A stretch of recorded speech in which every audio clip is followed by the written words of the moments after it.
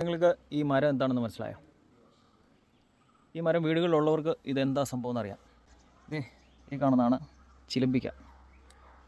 ചിലമ്പിക്ക എന്നാണ് ഞങ്ങളുടെ നാട്ടിൽ പറയുന്നത്. ഓരോ നാട്ടിലും പല പല പേരുകളുണ്ട് കേട്ടോ. പുളിക്ക് വരെ ഇത്രയും പുളിയില്ലാത്തതാണ്. ഇതിൻ്റെ ഒരു പ്രത്യേകത വെച്ചാൽ നമ്മളിത് കഴിക്കുന്നത് കാണുമ്പം ഇത് കാണുന്നതോടെ വായി വെള്ളം വരും. കഴിച്ചു നോക്കാം.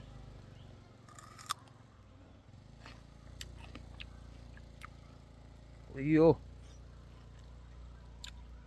സൂപ്പർ പുളി. ഇത് 2-3 തിന്നു കഴിഞ്ഞാൽ നാളെ പല്ല് പുളിക്കും, അത്രയും പുളിയായിരിക്കും.